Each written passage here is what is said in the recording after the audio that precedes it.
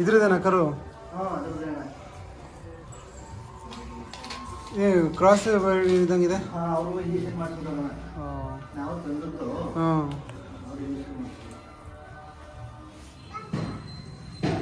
ನಿಮ್ದೇನ ಇದು? ನೀವು ಜಾತ್ರೆಗೆ ಕಟ್ಟಲ್ಲ? ಜಾತ್ರೆಗೆ ಕಟ್ಟಿರೋದು. ಏನು ಇದು ಜಾತ್ರೆ ವಿಶೇಷ ಏನಿಲ್ಲಿ? ಹಾಂ, ಪ್ರತಿ ವರ್ಷ ನಾವು 10ನೇ ವರ್ಷದಿಂದ ಕಟ್ತಾ ಇದ್ದೀವಿ. ಕಂಪಲ್ಸರಿ ಒಂದು ವರ್ಷ ಕಟ್ಟಿದ್ಮೇಲೆ ಪ್ರತಿ ವರ್ಷ ಕಟ್ಟಬೇಕು.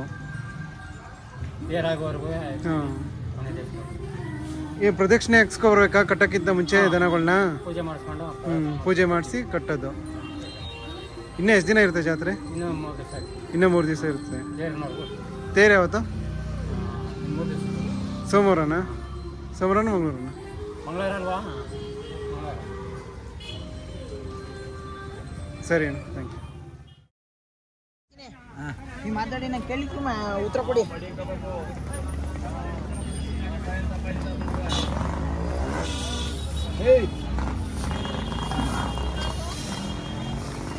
ಕೊಡ್ರಿ, ಯಾವ್ರು ನಿಮ್ಮದು?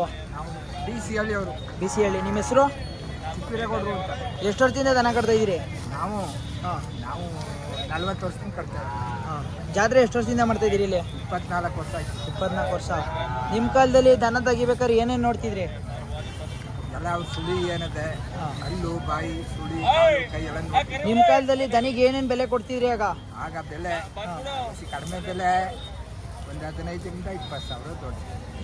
ಈಗಿನ ಬೆಲೆ ನೋಡಿದ್ರೆ ಈಗಿನ ಬೆಲೆ 2 ಲಕ್ಷ, 3 ಲಕ್ಷ, 4 ಲಕ್ಷ, 5 ಲಕ್ಷ, 6 ಗಂಟಲು ಇದೆ.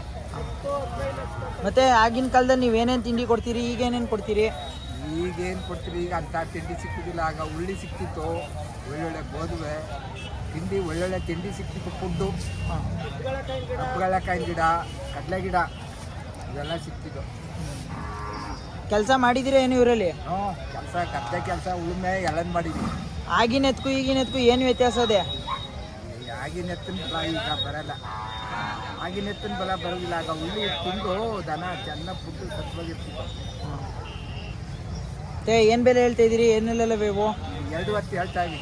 2 ಲಕ್ಷ 10 ಸಾವಿರ. ಏನೆಲ್ಲವೇ? 2 ಅಲ್ಲಿಗೆ ಕೆಡ್ಕೊಳ್ಳ. ಈಗ ಹೊಸ್ದಾಗಿ ಕಟ್ಟೋರಿಗೆ ಏನಂತ ಹೇಳ್ತೀರಿ ನೀವು? ಯಾತಗ ಹೊಸ್ದಾಗಿ ಓರಿ ಕಟ್ಟಬೇಕು ಅನ್ನೋರಿಗೆ ಅಚ್ಚುಕಟ್ಟಾಗಿ ಚೆನ್ನಾಗಿ ಸಾಕಿ ಅಂತ ಹೇಳ್ತೀವಿ.